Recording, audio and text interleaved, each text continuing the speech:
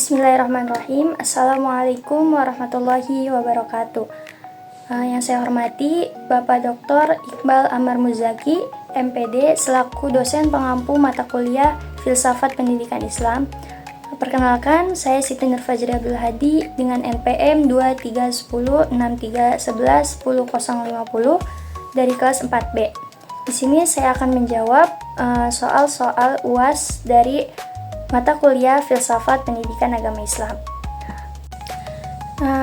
Ke soal yang pertama, jawabannya yaitu demokratisasi pendidikan dapat diterapkan dalam pembelajaran pendidikan agama Islam di sekolah umum melalui pendekatan yang inklusif, partisipatif, dan menghargai keberagaman siswa. Dan guru PAI juga berperan menciptakan ruang dialog, membimbing siswa untuk memahami nilai-nilai Islam dalam konteks kehidupan modern saat ini.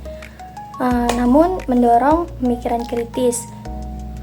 Di era digital ini, penerapan yang menghadapi tantangan seperti kesenjangan akses teknologi, informasi keagamaan dan yang tidak valid, dan menurunnya interaksi sosial menghambat proses internalisasi nilai.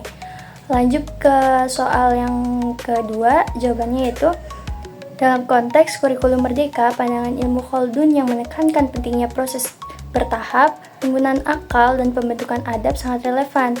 Pembelajaran PAI dapat dirancang secara bertingkat sesuai dengan kemampuan siswa, menggabungkan kegiatan berpikir kritis dan membiasakan akhlak seperti refleksi nilai atau proyek penguatan karakter. Misalnya, siswa SMP bisa diajak memahami makna jujur dari perspektif Islam, lalu menerapkannya dalam kehidupan sekolah melalui kegiatan yang konkret.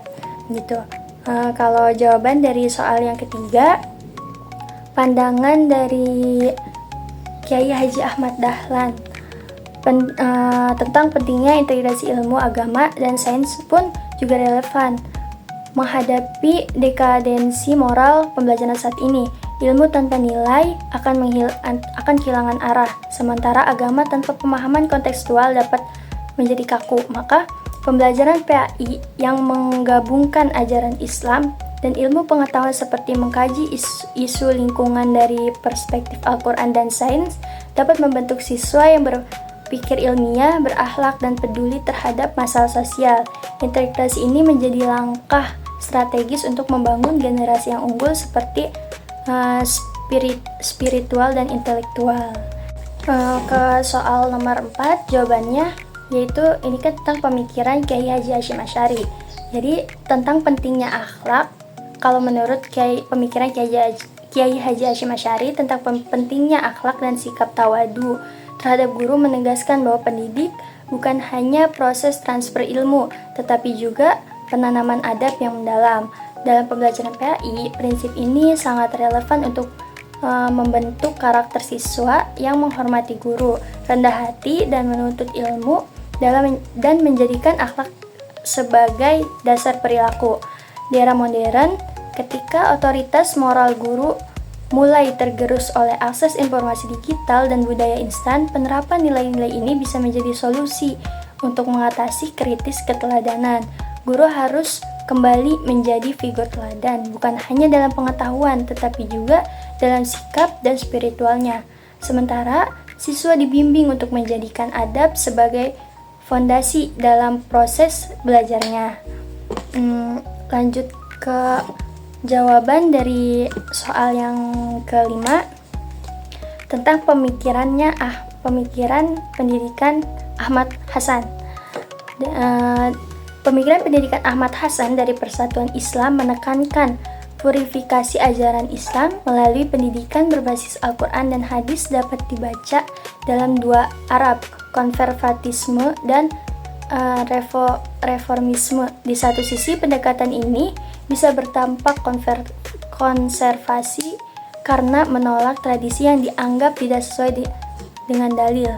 Namun, dalam konteks kurikulum PAI saat ini yang menuntut pemurnian nilai di tengah tantangan ideologis dan moral modern, gagasan ini justru bisa dimaknai sebagai veromisme yang membangun fondasi agama dari sumber yang otentik.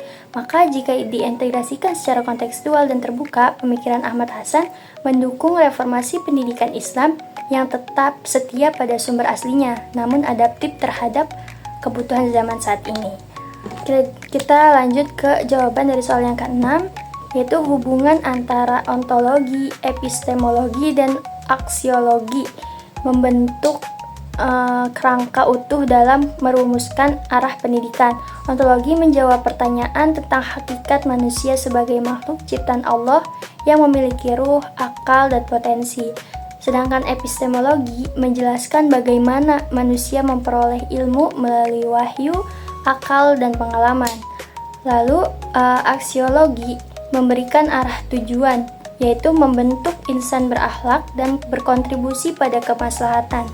Ketiganya sangat menyatu dan menjadikan dasar dalam menyusun visi dan misi program studi pendidikan agama Islam, yakni mencetak pendidik yang memahami hakikat peserta didik, memiliki metode keilmuan yang sahih, dan berorientasi pada nilai-nilai etis serta kemaslahatan umat. Lanjut ke soal nomor 7, jawabannya yaitu konsep ta'dib yang dikemukakan oleh Syekh Naqwi Al-Athos menempatkan adab sebagai inti dari pendidikan Islam. Pendidikan bukan sekedar penanaman pengetahuan atau keterampilan, melainkan pembentukan pribadi yang beradab, yang tahu menempatkan ilmu, diri, dan Tuhannya secara tepat. Bila dibandingkan dengan tujuan pendidikan nasional Indonesia yang menekankan perkembangan potensi peserta didik agar menjadi manusia yang beriman, berakhlak mulia, dan berkontribusi dalam masyarakat, konsep ta'dib sejatinya bersifat lebih spiritual dan mendalam karena memprioritaskan keterhubungan antara ilmu, etika, dan wahyu. Dalam penyusunan RPPPAI, konsep ta'dib dapat diterapkan dengan menitikberatkan pada dimensi pembentukan karakter dan adab dalam setiap tujuan pembelajaran. Pemilihan metode serta penilaian, misalnya bukan hanya menilai pemahaman siswa terhadap materi zakat, tetapi juga mengamati sikap kepedulian sosialnya melalui kegiatan berbagi nyata. Lanjut ke soal nomor 8. Jawabannya yaitu gagasan Islamisasi ilmu pengetahuan dari Ismail Razi Al-Faruqi mengajak pendidikan Islam untuk tidak sekedar mengadopsi ilmu barat, tetapi mengintegrasikannya dengan nilai-nilai Islam. Dalam konteks sekolah, pendekatan ini bisa diwujudkan melalui model pembelajaran interdisipliner antara PAI dan ilmu sosial. Misalnya dalam tema keadilan sosial dalam Islam dan masyarakat modern, siswa diajak mengkaji konsep keadilan dalam Al-Quran, kemudian membandingkannya dengan teori keadilan dalam sosiologi atau ekonomi modern. Jadi diskusi dilanjutkannya dengan studi kasus ketimpangan sosial di sekitar mereka dan bagaimana ajaran Islam memberikan solusi praktis. Dengan demikian, siswa tidak hanya memahami nilai Islam secara normatif, tetapi juga melihat relevansinya dalam sosial, ilmiah, dan aplikatif. Jadi mungkin itu saja jawaban UAS yang dapat saya sampaikan. Kurang lebihnya mohon dimaafkan. Wassalamualaikum warahmatullahi wabarakatuh.